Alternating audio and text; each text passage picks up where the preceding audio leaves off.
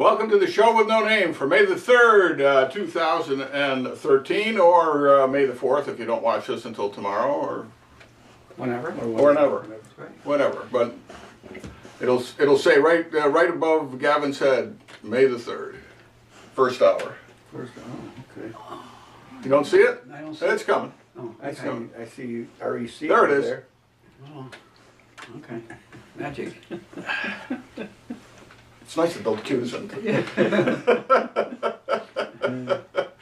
Okay, all right. So I don't know. I thought the radio show on Tuesday was a little low key. It really was low key. I had a couple comments from people say, What the hell was the matter with the show? No controversy, yeah, no mudslinging, no walking by, throwing a hand grenade in and walking away. No, I made the excuse that I was restrained. You know, I blamed it on you two guys. I know. I really know what it is. I started taking Lipitor again, my doctor's advice, and it Slowed you down. It does. It actually has a depressing effect on me. It hasn't been too bad so far because it's only been a few days, but you got to balance those. Well, do I want to live or do I want to be happy for the next 2 months? And the choice is? Well, for now I'm trying to live it and see how it works. But if it gets bad, it's going right down the toilet again. Hey, you gotta get your package in the mail and open that up. I mean, that's important, right? What's that? You got a package coming, don't you? I do have a package coming. Thank you, Gavin. Yes, I love UPS because you can go to you can put in your package number and they'll tell you exactly where it is all the time. And so my books are printed in South Carolina, and then they throw them on a truck, and they kind of switch places at the big depots. But it's great. It's great. What depot is that? After the show on Tuesday, went home and actually took a few more hours before it was ready to be printed. But then I submitted it and. No, it wasn't until Wednesday. What am I saying? Because I went to New York on Wednesday. It wasn't even ready when I left for New York on Wednesday morning. And at midnight Wednesday, I ordered the books. Now this is only Friday, and they were printed immediately. Really? By the next morning, or early the next morning, they were done and shipping. They must have had a slow week. And no, it's just I think I ordered enough of them that I probably took priority over somebody who was ordering one. And left South Carolina, and this morning it's left Raleigh, North Carolina, heading north. So I think the next stop is, I don't know, Secaucus, New Jersey, I think is the next stop. And then from there, sometimes it goes to Syracuse, sometimes it goes directly to Gloversville, and then they put it on the truck. And be here. Do they have a minimum order? No, you can order one book. Really? Honest to God, they'll print it up and send it to you. Wow. As a matter of fact, that's when you order on Amazon, that's what happens. Amazon puts out the order, the book is printed up, and it's on its way. So Amazon doesn't have it sitting in their warehouse? No, they don't need to do that anymore. And they own they own the means of production, too. What format? What would Mark say about all this? What format do you print it up on?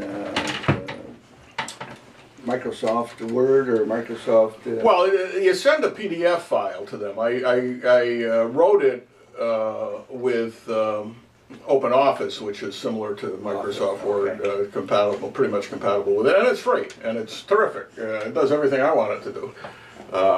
Well, Microsoft has Office too. Microsoft Office. Yeah, but this is Open Office. It's it actually grew out of WordStar. I forget who the original publisher of WordStar was, but they put it in the public domain and they set up these committees. And now there's a couple of different varieties of it that are out there. There's another identical one that's called something else, but all in the public domain, and all people working for free to improve it all the time, and it's terrific. A complete Office suite, and it costs you nothing. You just download it and use it. And So- you know, I use it for everything. So Open Office? yeah, and then you can save it in Microsoft Word format or any other format, or you can export it directly to PDF file. Then I upload the PDF file, and so the book as it will appear is on my computer as a PDF file. What's going to happen to these big publishing houses? They're already, you know, Dire straits. yeah, because now anybody can publish anything relatively cheaply, and you don't have to go begging for an agent in the publishing house. And on top of that, they're getting killed by the electronic stuff. I haven't put the Kindle edition up yet. It turns out I've got to reformat it a little to do it because of the pictures. They won't apparently want to. They tell you when you're doing a print copy, the best way to save it is as a TIFF file, because when you shrink them and increase their sizes to fit the page, it holds the resolution? It holds the resolution better. So that's what I primarily did, and Kindle wants JPEG files. Oh, okay. And they have a means of converting PDF files, but it gets all screwed up if you got a lot of pictures. So the pictures all end up in the front, and the captions are in the back. It's a mess. But that's amazing. You can have such a fast turnaround on it. It's just, Yeah. I wanted to do Elaine's recipes because she's Well, there you go. but she won't go on the computer to type them in. So Oh. and I'm so bad at typing, they're not getting in there. Well, how's her handwriting? Her handwriting is pretty Oh, good. so scan them in. Scan them in and just make them photos. Really? Yeah. That's what I do with Mary's pre-K class. I put out a book every year. Oh wow. She sends her Paddington Bear with each of the kids for a week or so, or when they go on vacation, and then so Paddington has been all around the world, even to Antarctica, and then the kids take pictures of where Paddington is and talk about what Paddington did, and Paddington came to my birthday party, and here he is having a piece of cake. what a marvelous idea. Yeah, so we've done that 3 times now, I think. Not every year, That's but. Oh. Unfortunately, it's that time of year where she's, I want my book. Yeah, and we've only got 3 more weeks of school. How those damn teacher schedules, you know. And then I have to scan every page, and this will be up over 100 pages, and sometimes it works, sometimes it doesn't. Oh, well, what a marvelous idea for the kids. It is, and it has a color cover, so yeah, and they're all the authors, and then of course they not only remember Paddington Bear, but they remember their own vacations and who their friends are and all that stuff. It's like it's better than a yearbook. Yeah. You wonder how the yearbook companies are staying in business, because frankly, you can do a yearbook. Yeah. I think the the Paddington books are so cheap that I pay for them. I think it comes out to like $2 a copy with the shipping or something like that. It's ridiculous. There's so many people are doing their own printing and their own publishing that's why school manuals and school books are so expensive, because they got to pay for that somewhere. It's a sin what they charge for a Yeah, school I know. Yeah. Yeah. You know, and the same thing the kids in college. You know, first they got to buy the book, and it's written by the professor they got in class. Yeah. And they change something every year, so Yeah, your old edition's no good. yeah. Those things are $75, $85 a book. I think my granddaughter had to pay $300 for a book. Oh, did you see there was a case I think went to the Supreme Court, didn't it, on the gray market for college textbooks, because when they sell them in India, the same book, they'll sell them cheaper. Mm-hmm. So now all this electronic stuff and everything else, the gray market is you buy the book from India and at the Indian price, and the American publishers say, oh, wait a minute, you can't do that. No, they're going to have to be more creative about how they market and how they produce things. Yeah. You know, supply and demand, creativity, ingenuity, Yeah. foresight. By the way, did I mention the name of the book? Where Do We Find Such Men? It's about a story about Amsterdam in World War II. I'm really excited about it. I spent the morning, I spent the last 2 days, promoting it and such. So I've been sending out the press releases this morning, announcing the book, and sending copies to like just about everybody on my email list. I have no idea how many people I have on my email list until this morning. And it's so frustrating. I've broken up the alphabet now because the first time I did about half the alphabet. Yeah. And Yahoo made me sign in again, and I lost all the addresses, and I had to go back and punch them in again.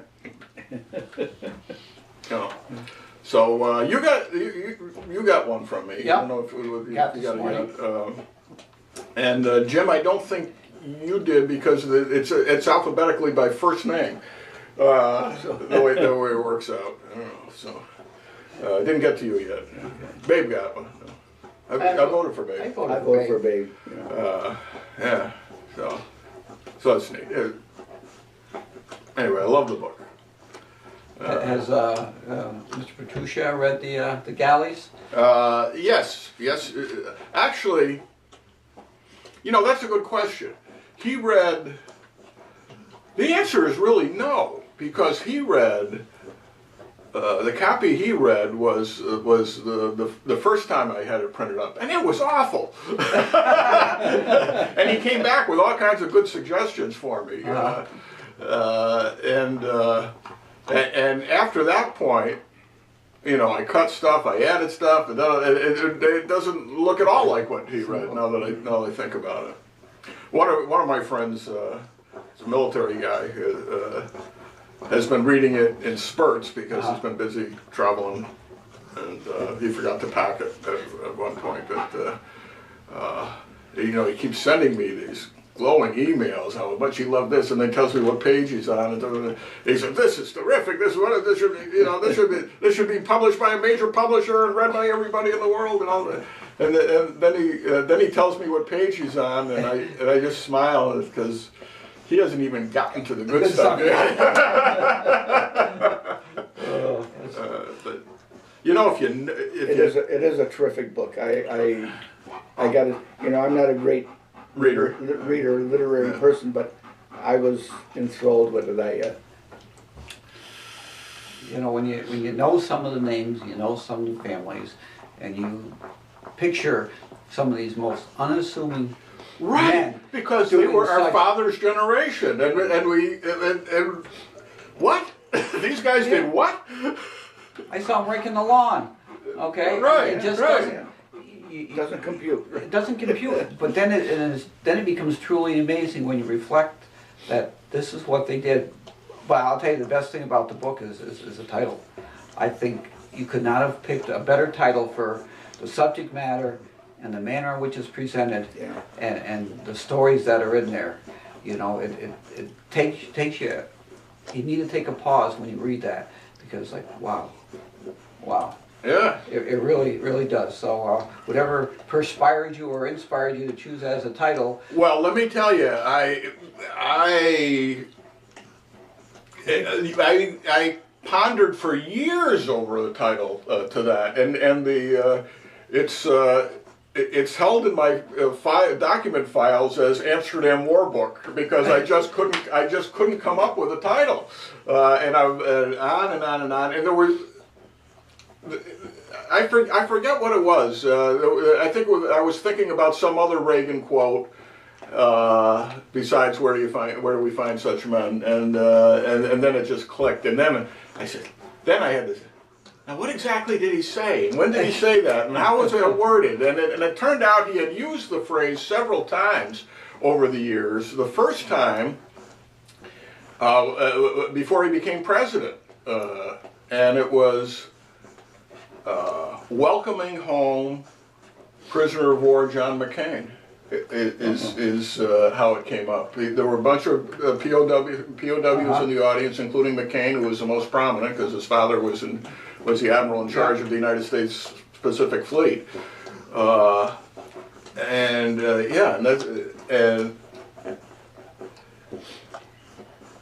and all the time he was misquoting James Michener. I think we mentioned that before, but he's who said in the Bridges of Toko-Ri, "Where do we get such men?"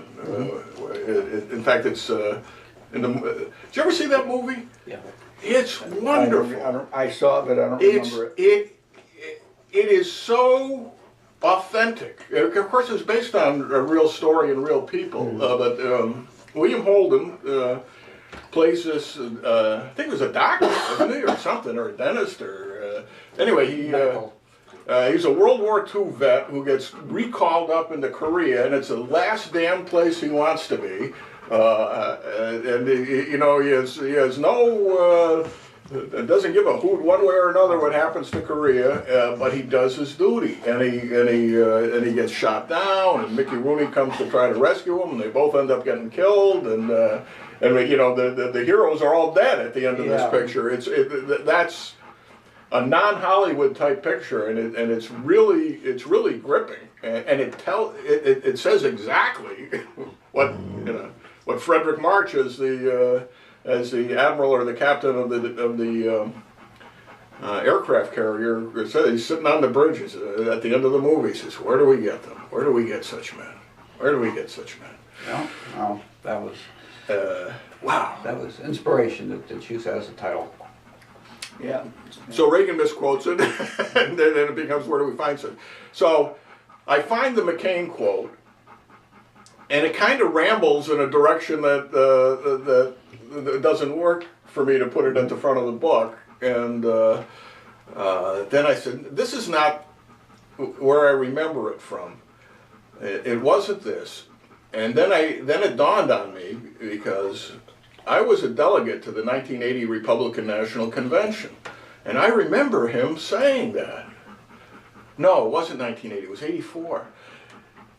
It was in that great video they did, the campaign video they did. It was about 15 minutes of Reagan at his greatest. On the border in North Korea, looking through the binoculars, and at D-Day, and then it shows him laying the flowers on the tomb of Theodore Roosevelt, and that's when he says it.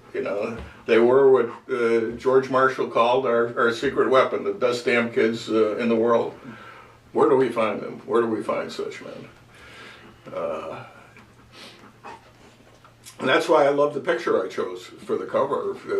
Just unassuming Alan Paleckis walking up the street, and there's nothing more to be said than no. I like it. Good job. Good job. Doing the press release this morning, I'm just kind of dashing away, trying to remember some of the stories that are in the book. There's so many. I mean, I really should do. I never did get around to doing the index for this book, so maybe I should do that and just show how many different names are in there. Yeah. I was going to do one just for the class of '69. How many of our parents get named in that book in one way or another? Yeah. Matter of fact, one of the last thing I did was the last change I made was I added the names of John Armstrong Sr. and Bob Conover, because I had referred to them without naming them. I had the parents of two of my friends were in the first group that was drafted from here, and Bob Conover. I don't know. Bob Conover always looked like an officer, Oh, yeah. He always had a suit on down there. He had his glasses on. And his that crew cut. His great grandfather was a hero of the Civil War, and former mayor of Amsterdam and chairman of the board of supervisors, Sealy Conover, of course, the guy with the long beard. I'm sure you've seen his picture on the side of the truck. And so they put him in charge of the draft group when they got on the train for Camp Upton. And the enforcer was a guy named Cliff Gaskins. He was the second in command, and he was a boxer. He was one of Amsterdam's great boxers, and he was in that first group. And the first genuine draftee was Armstrong. Well, You know, Jack's father, Yes. or my classmate. Yeah. And, yeah, he was My in our cousin. split class, right? But my cousin. We're related. Armstrong. I gotta laugh because you two guys are competing. About Really? Who's related to who? oh yeah, we must have talked about this Yeah. because I'm sort of related to him. His mother's sister married one of my father's cousins. That's a pretty direct relationship. That's pretty close. Yeah, it is. We're related all over the It's place, better- aren't we? We go around in circles and Yeah. circles, and of course Jim, you come in sideways. So. And I'm not related to anybody because I'm not from Amsterdam. Yeah, but it's your relative who's married to my relative on the Laportes. Oh yes, yes. right? So you are. That's my nephew. You're a shirt tail though. Sure. I saw Joey Laporte a couple of weeks ago up in the what's that, Olympic Diner? Is that what it's called now? The one on Route 30. Yeah. And of course he married Danny Kielbasa's daughter, and it was a Kielbasa clan, and I could see Joey sitting there thinking, why is it always your relatives?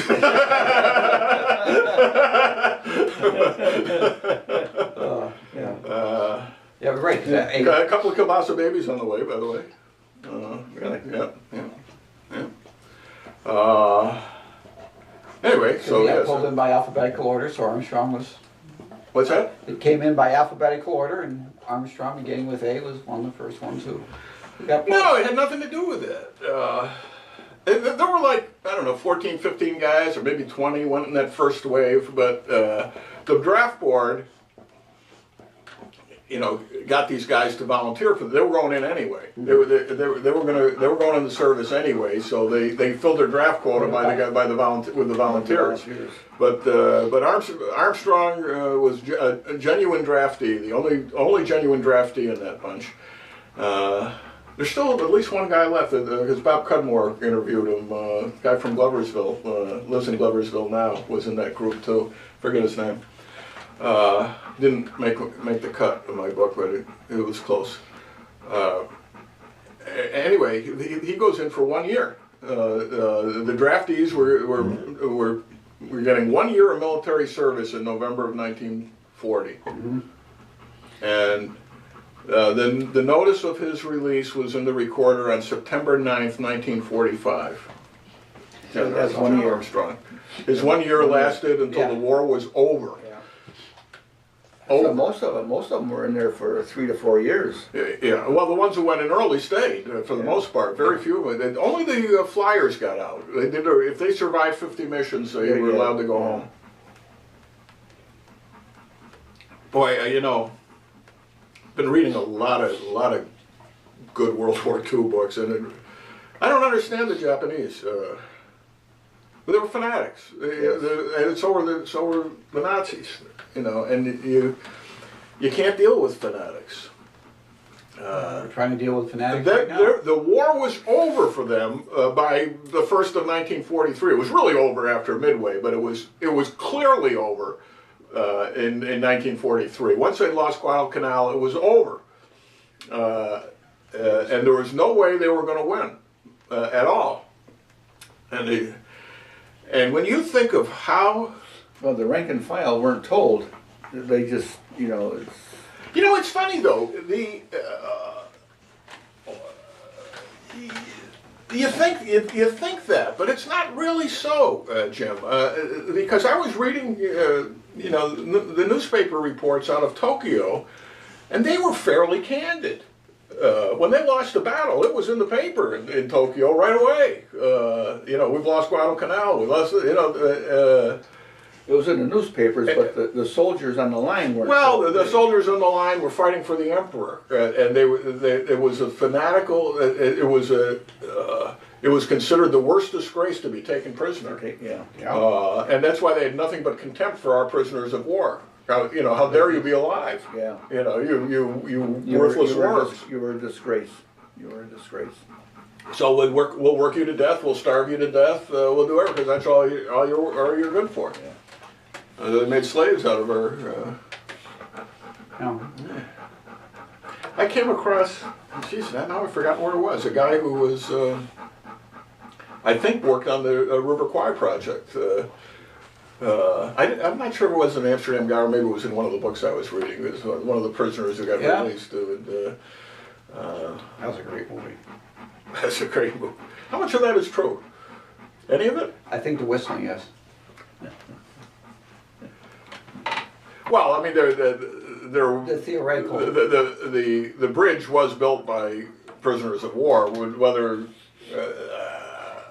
yeah, I think it's probably all fiction, isn't it? Yeah, but it's good tune the whistle. There really wasn't that Alec Guinness character. I don't think. You know.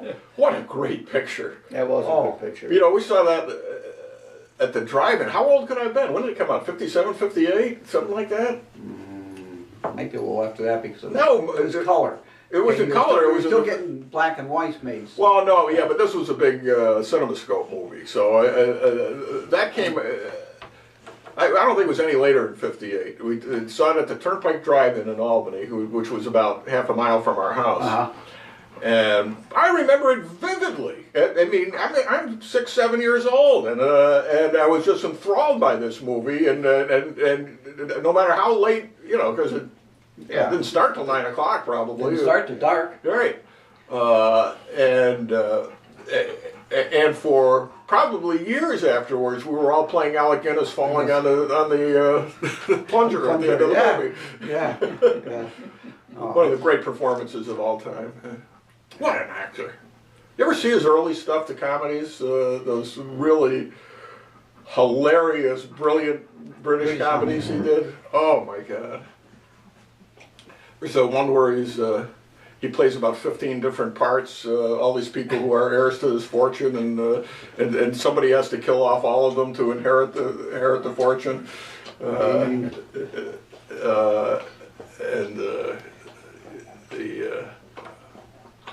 The Lavender Hill Mob. Oh, that was. And there's the one where he plays the ferry captain going from Gibraltar to North Africa, and he's got a wife and family on each side, and he's got a photograph on his desk that he just flips around depending on which port he's in, and then it gets confused. Then one of the wives comes to visit unexpectedly. You got the wrong picture. Oh, jeez, it was. You know, you say how the Japanese held our POWs in such contempt. There was a program on PBS last night. It was the night before. Yeah, it was the night before, and I taped it last night. That talked about the Brits that as they captured the German officers, brought them to England and wined and dined them at this lord's estate. And of course the Lord wasn't a real Lord, he was a MI guy, and how they had everything in the place bugged. And these German officers were allowed to roam about, and they were taken into London and things, and they just became so relaxed they would just gab about everything. And one of the big coups they got from this arrangement was the Brits found out how the Germans were able to be so effective bombing at night with the radio waves that were sent out, and the planes would hone on the radio waves so they knew where it was. Once they found it out, they were able to disrupt it. And there were several instances they disrupted it so badly that the Germans' planes actually landed in England, thinking they're back in Germany, and they were captured. And the information was marvelous that they got, because they had such a variety of officers there. Some that were Nazis, and some that were simply There were officers. so many really smart people who did so many incredible things during that war. I mean, Churchill's crew was unbelievable. Oh, it was, and it's only been in the last several years that they were able to gather all this information, because some guy was doing research. They gave him 3 boxes. So much of it was top secret for years. It was. The boxes, this guy came across this and started reading it, and they've got like 40,000 volumes of this, because the guys in the basement of the place were transcribing around the clock everything the German officers talked about. They recorded, and they were able to glean some very valuable information from it. And they said really it changed the fate of the Battle of Britain once they figured out what the Germans were doing and how to disrupt it. And they got a feel for the German folks, those who were Nazis and those who were simply Germans, who were not as involved in how they disrupted that and how they used that for their own purposes when they were doing battle with them. But it was a fantastic program. Well, we didn't even know about Ultra till like 1990, right? That was kept Correct. top secret, and how they. I mean, it's one thing to have the Ultra machine, but you still had to figure out. They had to break the code. That's right. And the way they broke the code was that on April 20th, whatever year it was, probably 1940-41, every military unit sent the same message to Berlin, wishing happy birthday to the Fuhrer. And because they knew what that message was, because it was duplicated over and over and over, they were able to break the code and yeah, can you imagine Hitler's birthday brought about the destruction of Germany. Absolutely, they were able to, because the code changed so often, and it was amazing. And they talked about how they had guys that were crossword puzzle fanatics, guys who were chess fanatics, mathematicians, all working on different aspects of the codes and information and logistics. And the magician who organizes all the illusions, the illusions, particularly in North Africa. And Alexandria ends up being like 20 miles west of where it was supposed to be. That's where the Germans went. They see the lights of Alexandria and they went flying. Well, they had. And the same guy later on designed some of those boats for the Normandy invasion, the funny tank, and then the blow-up tanks, and they could flip right. One guy could flip it over. And they could had it all over because that way the Germans thought the whole Patton Army across from Calais was just loaded with plywood planes. It's just. The last book I've been reading, which was after I finished the book, was this wonderful naval history that I picked up. It was like volume 4 of a 6-volume set. It's basically Victory at Sea in print, and it's done in like 1949, which is about the same time Victory at Sea was being prepared. Now I don't have the book in front of me, so I can't even tell you the title. It's got some very. How are we doing? No, we're fine. It's got a very, kind of generic title, so that it would fool you. I just wanted it for the basic information it would contain. It's a terrific read. It reads like my book. It's got one great anecdote after another, and plus they got interviews with the Japanese guys after the war, what they were thinking while this stuff was going on. And it includes the Battle of Leyte Gulf. We talked about that on the tail end of the radio show the other day. The PT boats, we don't think much about them. The PT boats did a tremendous job. What were they made out of? Plywood. They were made out of plywood. Yeah. Anybody who criticizes Jack Kennedy for his PT-109 getting sunk, for God's sakes, if they ran into a Volkswagen, it would have sunk. But they were able to get in and out of spots, and especially in the Solomon Islands and New Guinea, where they could hit and run and disappear and go places nobody else could, and launch torpedoes, and they just. It's just incredible, just incredible. And the Higgins boats were plywood. Yeah, canvas and plywood. Yeah. I never knew that. I just assumed they were some kind of armored vehicle. No. So much of what we had was not armor. It was mass produced. What were the decks of the aircraft carrier? Well, that's right. They were because we're. I don't know. Did I mention? I don't know whether I mentioned it too. So it doesn't matter. The aircraft carrier Uncle Si was on, which is sometimes called a Jeep carrier or whatever. They were just small, little itty bitty. Itty bitty. They carried a crew of 500. I asked them how many. There were about 500 guys, and how many 80 planes or something like that. And these were the tiny aircraft carriers, and they were specifically designed to support the amphibious operations, which we had never done. We'd never done an amphibious operation since like 1850 or something like that, and even that was I don't know, one of those Mexican things or something, or maybe it was 1840s. And yet, we developed the amphibious operation into an art form after a couple of hits and misses. So they would, all they got is these little planes, but they were able to bring them in close. So they got bring this air cover in to protect the guys landing on the beaches, and they were able to, you know, take out the artillery and take out the mortars and all that stuff ahead of time. Marvelous. And the fighters would keep the control of the air.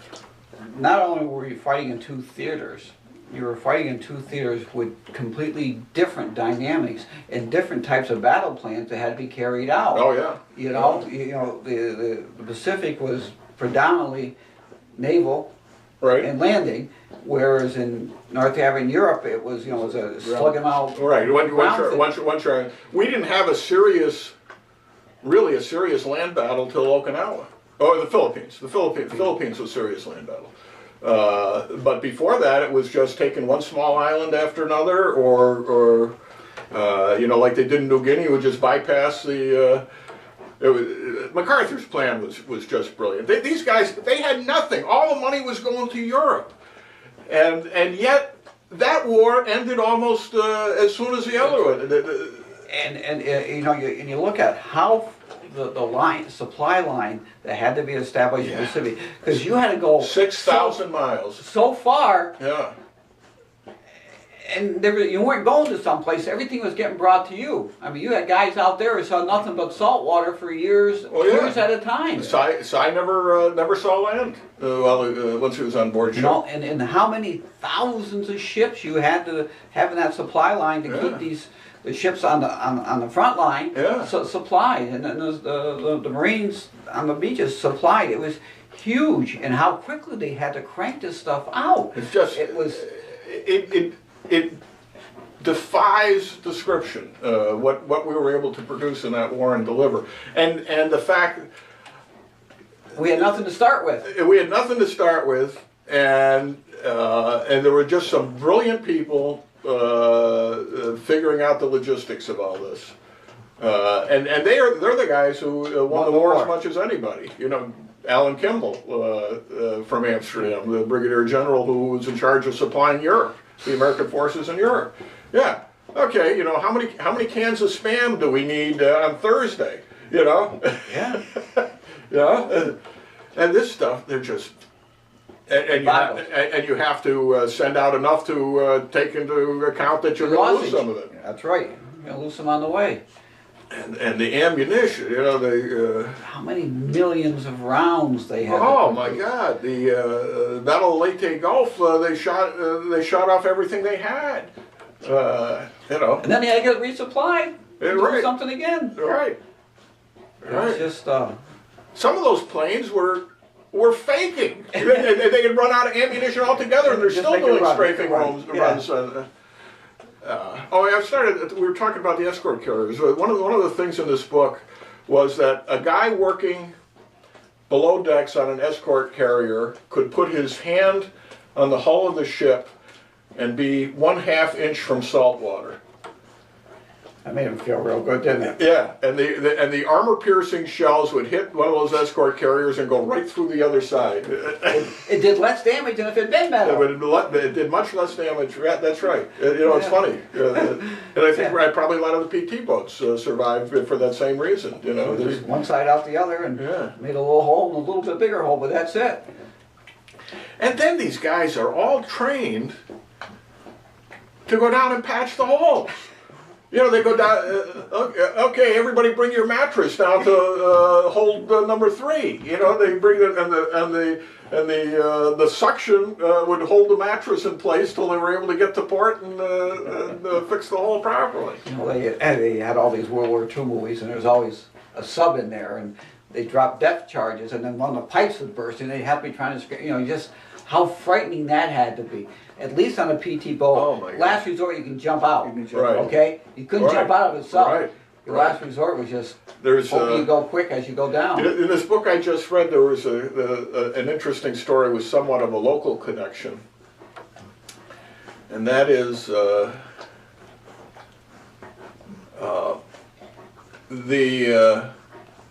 submarine that had been the Squalus.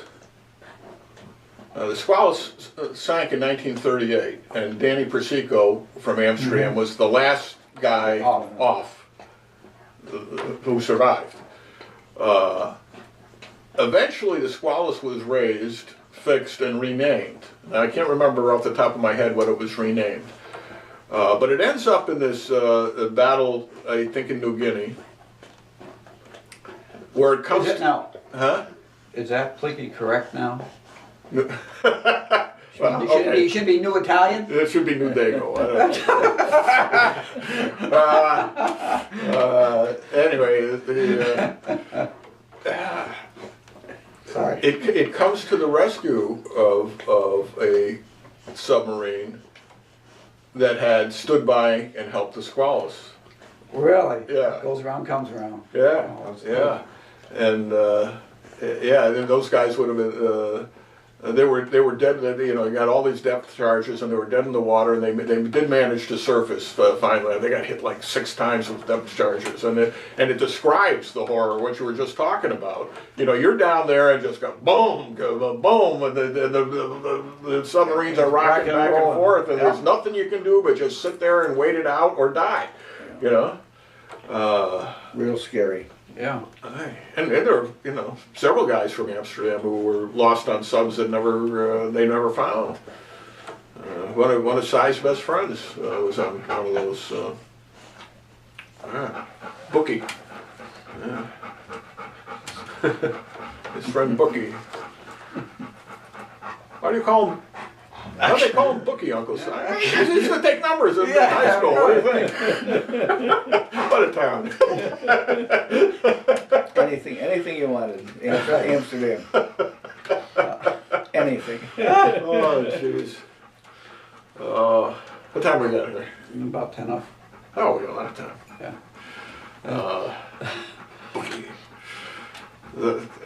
I read the book about the confidence, the con man at the headquarters in Amsterdam. He was a con man. He'd go all over the country, but he lived in Amsterdam. This was his home territory. I saw, God. Was it one of Gavin's relatives? It could be. I even forgot what Gondorf. What was his name? I don't remember his name. Well, make something up.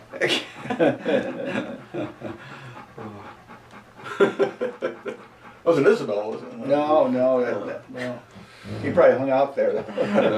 Everybody is hanging out down at Isabel's. That was a nice little Canale, restaurant down there. probably hung out at Canale's. Canale was the big bookie in town, one of the big bookies, on the Italian side. One of Jim Labatt's books, I think it's Mickey Mantle Day in Amsterdam, has this wonderful scene in Brownie's downtown restaurant. Uh-huh. Brownie's had the place on Main Street and also the one on the hill. And I think he brings Mickey Mantle to lunch or his father brings Mickey Mantle to lunch or some crazy thing like that. And Uncle Harry is taking book. And it's wonderful because you know, if you knew Harry Labatt, you know, he was one of the funnest guys there ever was. You know, it was just a pleasure to be around, and you could just picture it. He paints this picture of Harry that's pitch perfect. Pitch perfect. And that was it. I mean, that was Amsterdam. Nobody thought twice about Nobody it. worried about it? No. Yeah, I got a picture of Pete Labatt and his group of draftees, I think they were all going in the Navy.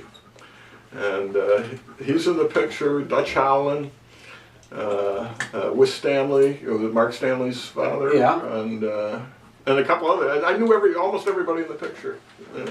Yeah, they all went off together. Yeah.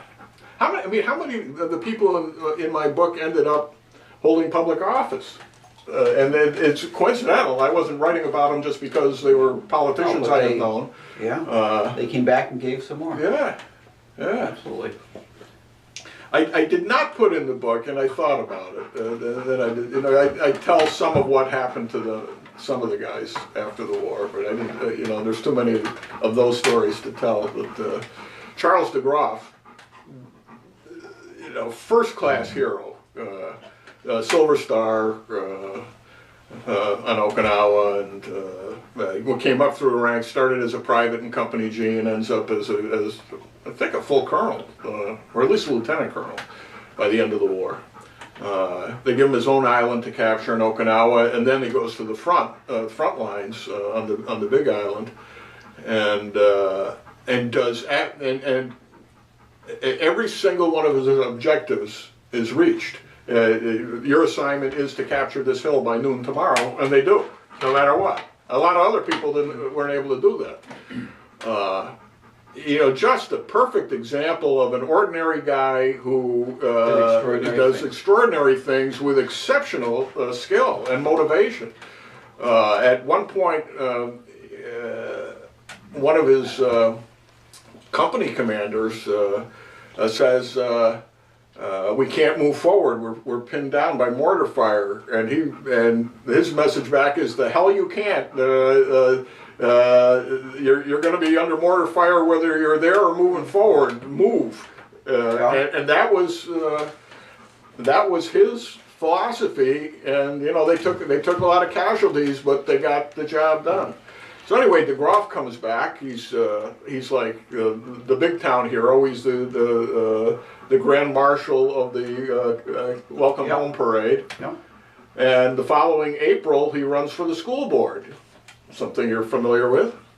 There's 4 people running for 2 positions. He came in 4th.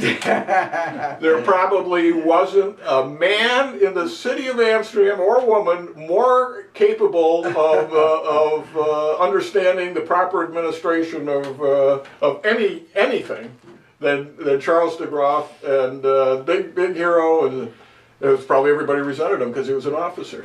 It shows you don't have to know anything to get on the school board. And it doesn't matter how smart you are, you may not get on either. It's it's the luck of the draw, or the perception of the people.